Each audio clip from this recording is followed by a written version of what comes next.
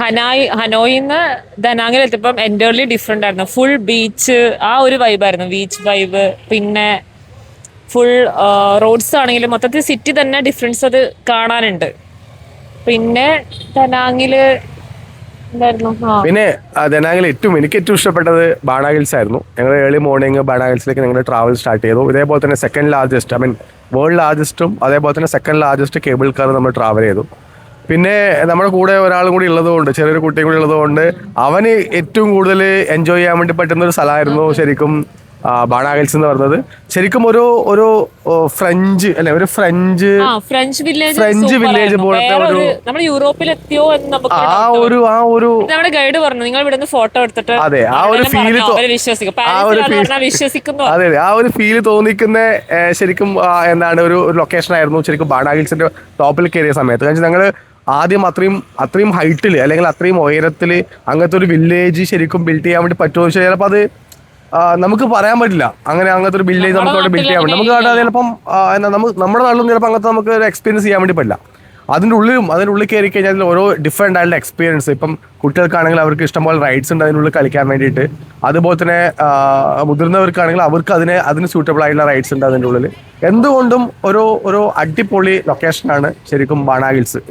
നമ്മുടെ ലൈഫിൽ ഒരു പ്രാവശ്യം കണ്ടിരിക്കേണ്ട ഒരു സ്പോട്ടാണ് അത്. പിന്നെ നമ്മൾ എവിടെ ചെന്നാലും വിയറ്റ്നാമിൽ ഇത്രയും ടൂറിസ്റ്റ് സ്പോട്ട്സ് ഉണ്ട്. എവിടെ ചെന്നാലും നല്ല വൃത്തിയുള്ള ബാത്റൂം, അങ്ങനത്തെ സൗകര്യങ്ങളെല്ലാം നമുക്ക് ഉണ്ടായിരുന്നു. അതാണ് നമ്മളിപ്പോൾ നമ്മുടെ ഇന്ത്യ ആണെങ്കിലും നമ്മൾ വേറെ ഏതെങ്കിലും രാജ്യത്താണെങ്കിലും എനിക്ക് ഏറ്റവും കൂടുതൽ ഫീൽ ചെയ്തത് ഒന്ന് നമ്മുടെ ഇവിടുത്തെ ആൾക്കാരുടെ ഒരു സത്യസന്ധത. അവർ ഭയങ്കര നിഷ്കളങ്ക ഒരു സത്യസന്ധമായ ആൾക്കാരാണ്. പിന്നെ രണ്ടാമത് വെച്ചാൽ അവരുടെ പങ്ക്ച്വാലിറ്റി.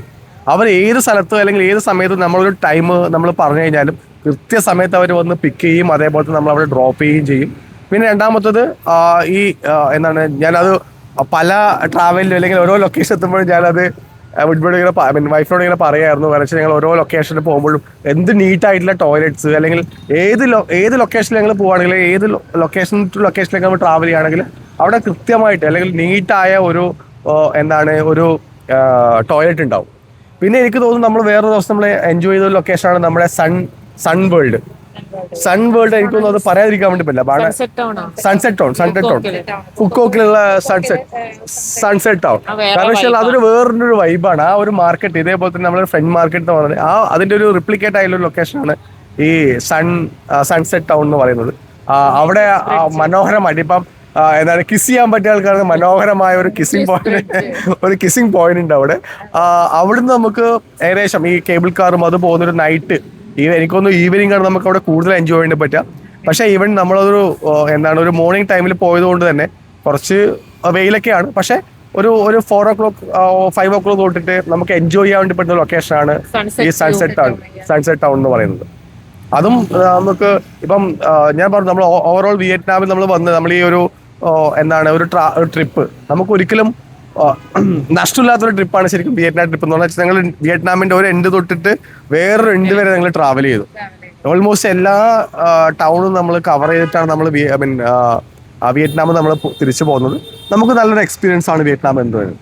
അപ്പം നിങ്ങൾ ആരെങ്കിലും ഫ്ലൈ ചെയ്യാൻ അല്ലെങ്കിൽ വിയറ്റ്നാമിലേക്ക് ഫ്ലൈ ചെയ്യാൻ താല്പര്യപ്പെടുന്നുണ്ടെങ്കിൽ തീർച്ചയായിട്ടും നിങ്ങൾക്ക് ബെസ്റ്റ് ഓപ്ഷനാണ് മലബാർ ട്രാവൽസ് എന്ന് പറഞ്ഞ ട്രാവൽ ഏജൻസി. തീർച്ചയായിട്ടും നിങ്ങൾക്ക് മലബാർ ട്രാവൽസിൽ കൂടെ നിങ്ങൾക്ക് ട്രാവൽ ചെയ്യാം. Okay then.